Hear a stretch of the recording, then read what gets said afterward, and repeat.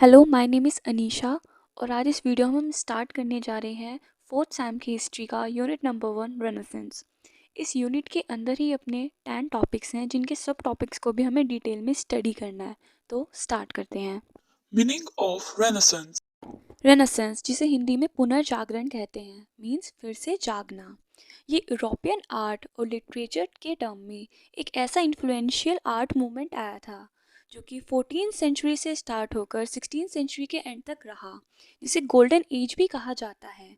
Middle age के बाद ही ऐसी गोल्डन एज आई थी जिसमें यूरोपियन कंट्रीज़ ने अपनी मॉडर्निज्म में कदम रखा था। ये मॉडर्निज्म की एक तरीके से स्टार्टिंग थी। रेनेसेंस एक फ्रेंच वर्ड है जिसका मीनिंग होता है रीबर्थ।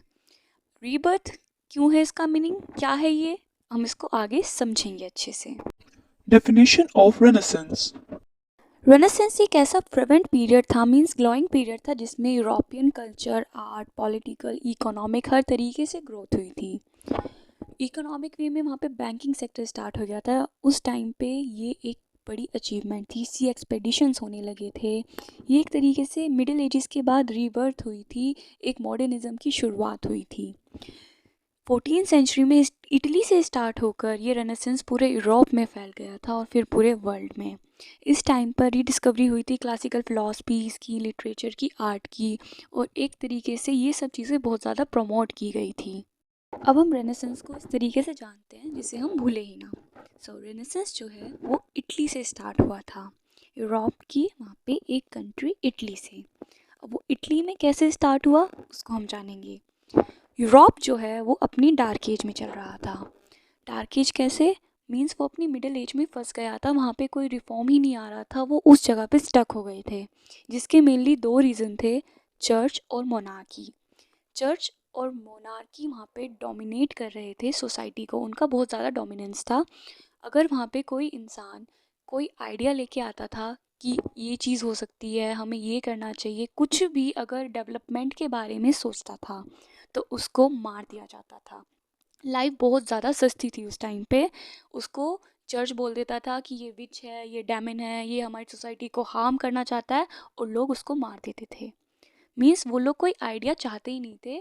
काफ़ी टाइम से यूरोप जो है उस मिडिल एज में फंसा हुआ था, जिसे डार्क एज कहते हैं, बिकॉज कोई डेवलपमेंट हुआ ही नहीं था।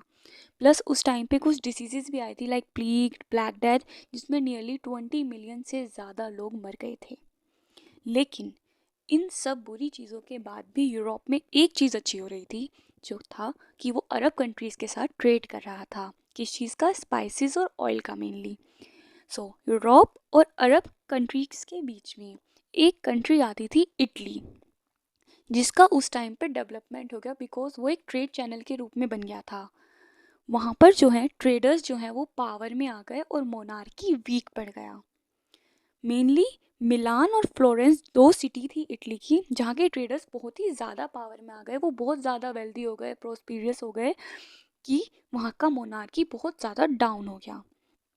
अब ट्रेडर्स ने जो है सपोर्ट किया था आर्ट और लिटरेचर के फील्ड्स को, जिस वजह से रेनेसेंस जो है वो सबसे पहले आया था इटली में। क्यों?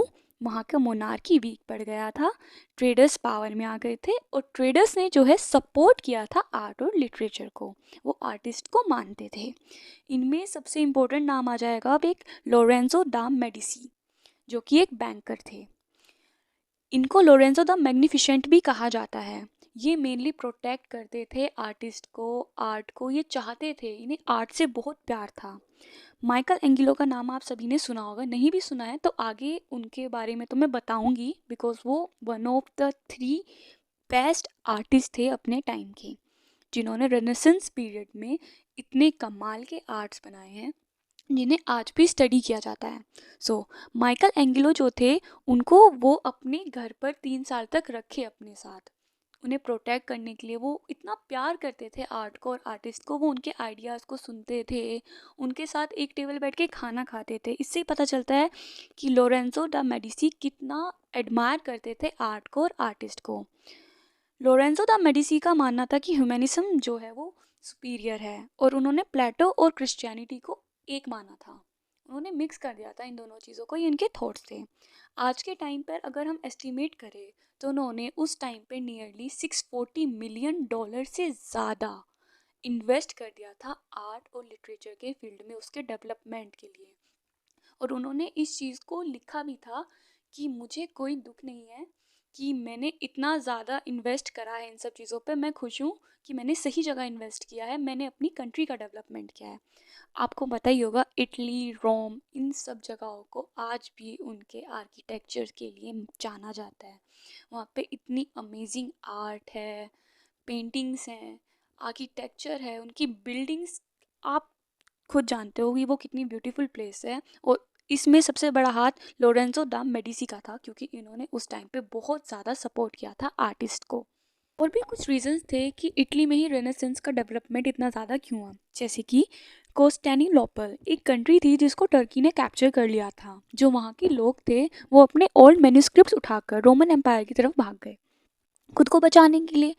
लेकिन उनके लिए बेस्ट प्लेस क्या होती, जब सारे में डार्क एज चल रही है, एक इटली ऐसी जगह थी जहाँ पर डेवलपमेंट हो रहा था, नई आइडियाज़ को जगह मिल रही थी, तो उन लोगों को सबसे सेफ प्लेस भी वही लगी।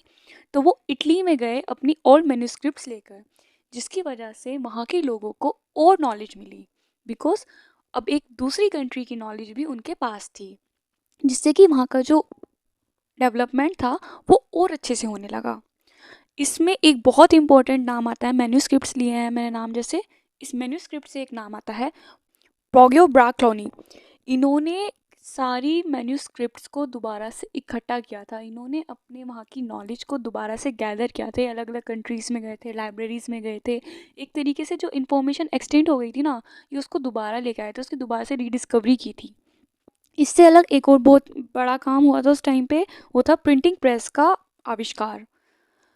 जोन्स गुटनबर्ग ने प्रिंटिंग प्रेस का आविष्कार किया था उस टाइम पे, जिसकी वजह से जो ह्यूमनिज़्म के जो आइडियाज़ थे वो सारी यूरोप में फैलने लगे, सब तक जाने लगे।